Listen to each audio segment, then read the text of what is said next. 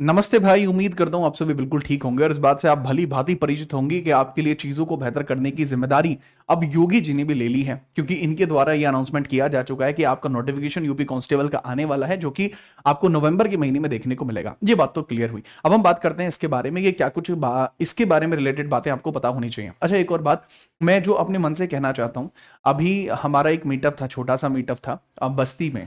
बस्ती उत्तर प्रदेश के अंदर आपको एक जगह देखने को मिलती है, और बस्ती के अंदर जो हस्ती थी भाई बहुत क्लासिक थी। बहुत अच्छा लगा मुझे आप सभी छात्रों से मिलकर, सच में अपनापन महसूस हुआ। जो हमेशा से मुझे आप लोगों के लिए महसूस होता आया है वो हमेशा से महसूस होता रहा है, और भविष्य में भी वो हमेशा से महसूस होता रहेगा। इस बात से मैं भली भांति परिचित हूँ।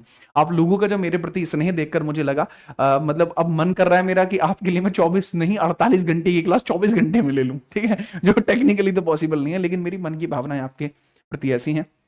और यकीन मानिएगा कि मेरे प्रति दिखाया गया आपका एक एक छोटी छोटी फीलिंग्स को भी मैं आपके सिलेक्शन के तौर पर आपको वापस लौटाने वाला हूं। याद रखना, आपके माता पिता, मैं और आप, ये तीन ही लोग हैं जो आपके सिलेक्शन को चाहते हैं। तो यकीन मानिए, मैं कोई भ्रामक खबर कभी भी मैं ऐसा नहीं होता कि मैं थंबनेल पे कुछ भी लिख के आऊं। मैं सिंपल है कि नवंबर की डेट है, यूपी कांस्टेबल की बात कर रहा हूं, 22,605 वैकेंसी है। मैं ये बात आपको थोड़ी सी पता होनी चाहिए, इलेक्शन का थोड़ा सा इंपैक्ट है।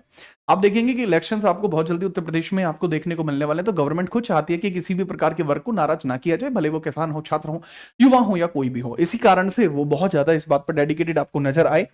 डिटेल्स के बारे में आपको मैं बहुत स्पष्ट तौर पर बता दूं कि ये नोटिफिकेशन आपका वायरल हो रहा है, बार बार ये ट्वीट किया जा रहा है, और इस पोस्टर के अंदर क्लियर तरीके से बात बताई गई है कि आपके आरक्षित नागरिक और पीएसी वगैरह के जो पद आपको देखने को मिलने वाले हैं, जो 22,605 है, उसकी विज्ञप्ति जो है नवंबर 2025 में कर दी जाएगी।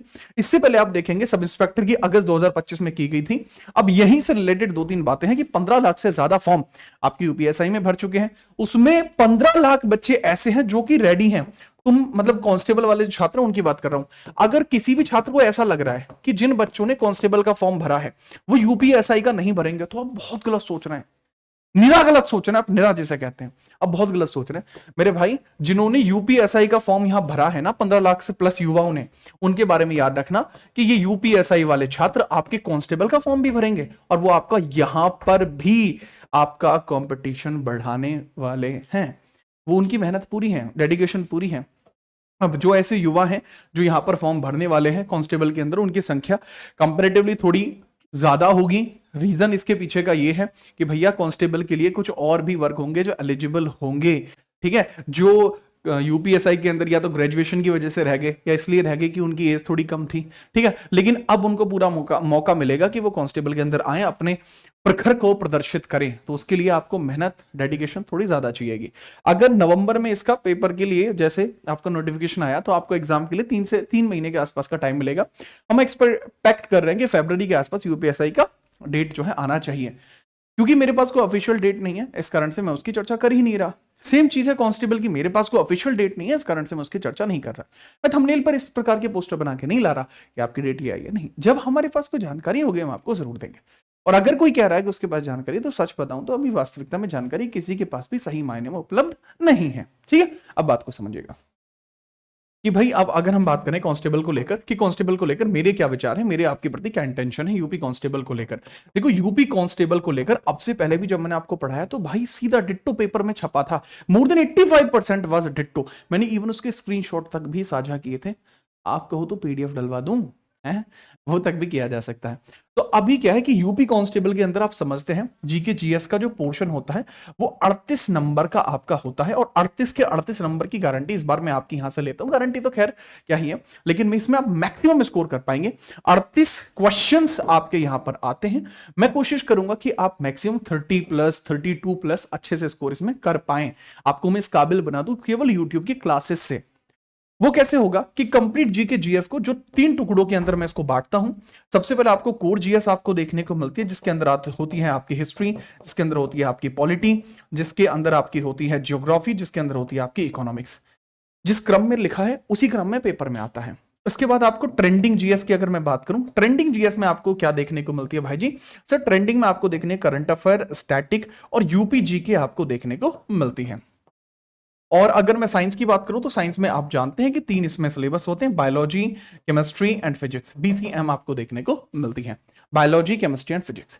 अब यहीं पर बात को समझ लीजिएगा बहुत ही ध्यानपूर्वक कि अब मैं यहां पर स्टार्ट करूंगा, पहले मैं स्टार्ट करूंगा आपकी जो कोर खत्म है इसको करेंगे, फिर हम ट्रेंडिंग को उठाएंगे, देन हम साइंस को लेकर, क्योंकि मैं साइंस को बहुत ही रेयर इसके बारे में चर्चा कर रहा हूं, तो जैसी चर्चा मैं हमेशा से करता हूं, जो मेरा मतलब जो चीजें हैं जो मैं क्लासिक लेवल पर आपको कराऊंगा वो यहां पर कराऊंगा। लेकिन एक चीज मैं आपको क्लियर कह देना चाहूंगा कि जीत राणा जीएस ये आपका चैनल है और ये पूरी तरीके से आपके लिए डेडिकेटेड है, वन स्टॉप सॉल्यूशन है आपके किसी भी एग्जाम की जीएस की तैयारी के लिए। जिस विषय में हम बात करते हैं, देखो जैसे मेरा विषय है जीएस, तो मैं जीएस में ही अच्छे तरीके से बात करूंगा, जो अपना है 100% हम अपन देंगे।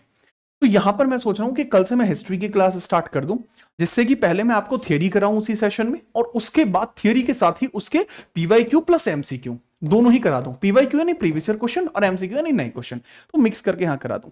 अगर आप रेडी हैं तो बताइएगा कि पहले मैं किस सब्जेक्ट को यहां पर स्टार्ट करूं। आपकी क्लासेस का जो मेरा अभी सर्टेन प्लान है, अभी मैं सोच रहा हूं कि आपकी क्लासेस सुबह 11 बजे से कंडक्ट कराऊंगा, या फिर मैं सोच रहा हूं कि सुबह 10 बजे से कंडक्ट कराऊं। तो इसमें से जो भी टाइम आप कहेंगे, 11 बजे, सुबह 10 बजे, ये एएम में टाइम है, ठीक है। एएम में मेरा ऐसा प्लान है सच कि मैं आपके लिए इस टाइम पर स्टार्ट करूं।